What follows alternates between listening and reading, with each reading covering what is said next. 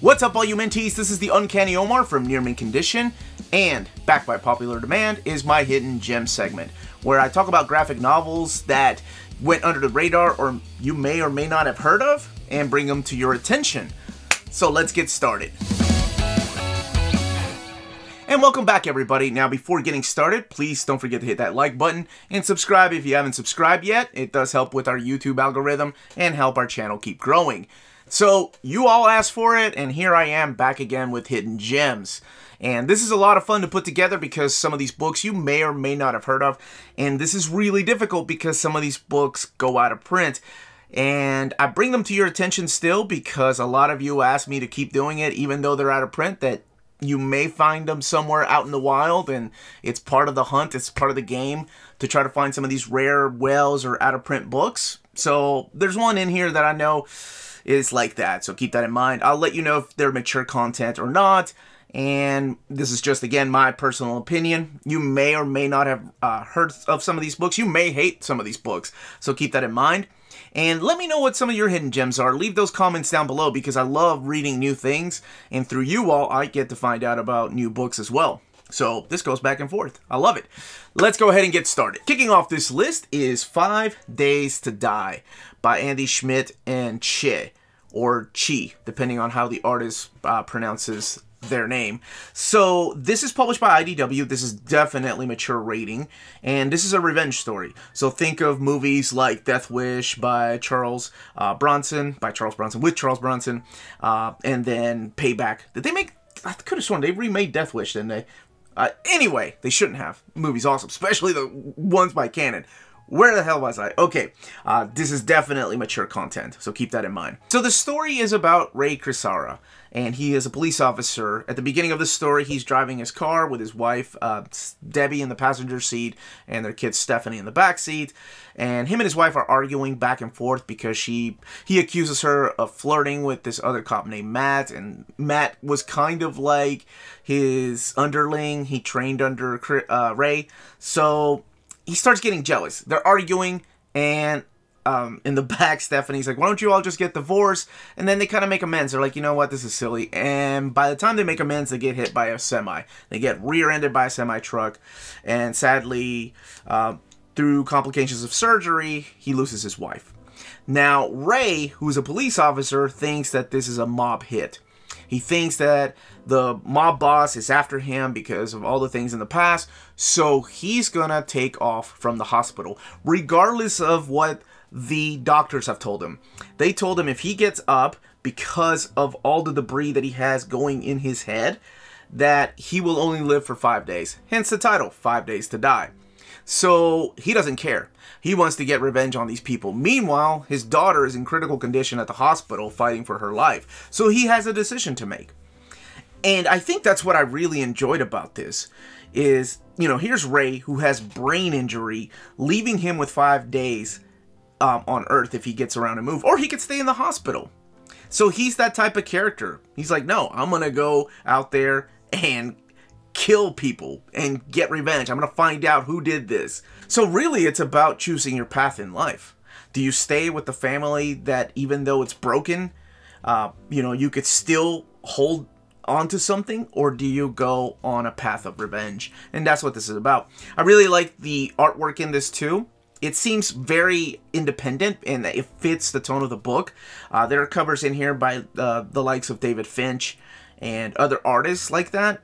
And honestly, yeah, this completely went under the radar for me. If it wasn't for my buddy Kyle, he sent me a copy of this. He's like, have you read this? And I'm like, no. And he knows the kind of movies I like. So it's a quick read. I read it in one sitting a few years ago. So I just wanted to bring it to your attention. And that is 5 Days to Die. The Complete Okko by Hub.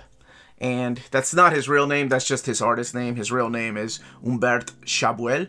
And he is a French comic book creator. Now, he's done storyboards, he has worked on video games, and he wanted to do comics. And this one here is printed by Archaia Studios here in America, so it's been translated. Now, this originally came out in a set of 4 hardcovers. The fifth one, however, never came out. So they never finished the series in hardcover. That's why I decided to get this complete collection in softcover, because this collects all 5 of the cycles. This collects the cycle of wind, the cycle of water, the cycle of earth, the cycle of air, and then the cycle of emptiness. And the cycle of emptiness is the story that wraps up everything, and it was never collected in hardcover format. So this is one of the ones I was talking about that it went out of print. It is near impossible to find, but it is available through Comixology, so you can read it that way. But I know some of you're going to be on the hunt, so I wish you a good journey. So let me tell you a little bit about this story, because I love the premise. I love this idea of a French comic book writer and artist doing a Japanese sort of storyline. So the story tells how a young Tiku, who's a fisherman in this little village, ends up in the service of a Ronin known as Okko. And Okko travels around with 2 companions. He has a mysterious masked companion who always wears a mask, whether he takes it off or not, I will let you find out. And that is Noburo. And he also travels around with a little monk who wields mystical powers, and that is Noshin. And this is all told through the boy's perspective, and it talks about how his sister, Little Carp, that's what she goes by, ends up getting kidnapped. So he swears that he will travel with Okko if he can help him find his sister again. And that's really what this is about. And as I'm flipping through these pages, I'm sure you are looking at that beautiful artwork, that anime looking art, that video game looking art. There's really not a category I would put this in, because while it looks like a cartoon, there is some amazing freaking fights in here. Now, okay, be warned though, it is mature content because of not just violence, and there is a lot of violence in here. Awesome. But there's also just sexual content in here as well. So keep that in mind. It is rated mature. I love the fact that this all takes place in the land, or in the nation of Pahan, which is a play on, right, of Japan. So all he does is like move some letters around, and I think that's really cool. Like, for example, there's a character named Kanata, but all he's doing is just moving the letters around, because, you know, it's a play on the word katana. So this story, to me, has a wonderful mix of Japanese folk mythology and also a strong dose of the modern adventure fantasy. I think it's a pretty unique book. It was one of my favorite reads back in when did I get this? 2017, I think, 2018. And I like the characters. That's another thing that kept me reading. This is definitely a page turner. I couldn't put it down because I fell in love with the characters. I really wanted to know more about Noburo. I like how serious Okko is at times, but yet how he has a soft heart for some of these people. And that ending is freaking awesome. So this is definitely on my recommended list. I don't hear enough people talk about it, but I hope you check it out, and I hope that Archaia or Boom decides to print this all in one in a nice hardcover format sometime. Legion of Night by Steve Gerber and Whilce Portacio. This is a pretty unique story I'm going to be talking about, mainly because when I do books on this channel, they're mainly graphic novels. They're over 60 pages, 70 pages, but these are literally 2 small little graphic novels. They've never been collected. They are in the graphic novel format, so I'm kind of cheating a little bit, but this is a story I don't hear anyone ever talk about. It is one of the most underrated stories of the 90s, and even in the early 90s, when I was asking my friends if they read this, they were like, "Oh, it's okay. I'm not really a fan of it." And then some of them were like, "Man, it's phenomenal. I love their take on Fing Fang Foom." And so does this take place in Marvel continuity? Not really. It's kind of a standalone little thing. And Steve Gerber, of course, has written things like Man-Thing and Howard the Duck. So he's no stranger to the horror or fantasy stories. So that's what this is. It is literally a sci-fi / fantasy kind of story told between these two. And you have the main thing about this book, to me at least, is the artwork by Whilce Portacio. But you also have Paul Mounts on colors. And in the first volume, you have Scott Williams doing the inks. In the second volume, it's Dan Panosian. So the story mainly focuses on a lawyer named Charles Blackwater, who ends up committing suicide at the very beginning, and his death serves as a portal for a supernatural being to cross into our realm. And now there's several other little plots besides that, like we're introduced to the visions of Dr. Catherine Reynolds, She's now a patient in a mental institution, and she used to travel around with Damon Hellstorm. So you may or may not be familiar with Damon Hellstrom. Did I say Hellstorm at first? I think I did. Anyway, she keeps saying things like fing, fing, fing, fam, foom, so you know where that's kind of going. So you have this cult that's trying to resurrect Fing, Fang, Foom. And yes, that dragon, the silly dragon, but the way that Will draws him in this is freaking awesome. I mean, I love the panel layouts in this book. I love how each of the panels, sometimes it looks like the characters are about to break out of the panel. I love the laying out of the panels as they're just kind of scattered about. Each page is full. And, I mean, Will Portacio knows his way around a comic book page, his composition, his design, and love the layouts. So this is before, you know, he took off and went with the guys and formed Image Comics, so before Wetworks. So this is right around the time between X Factor and X-Men, when he took over Uncanny X-Men. So to me, I think this was the top of his art. I love his artwork in this, and I'm sure that a lot of that has to do with the colors too. But I did want to bring this to your attention in case you were wondering. These are cheap. These are like, you could probably find these in the quarter bin, but they've never had a proper collection. But hey, 2 graphic novels. There you go. So I didn't really cheat. They are graphic novels. Dead of Winter, Good Dog, by Kyle Starks and Gabo.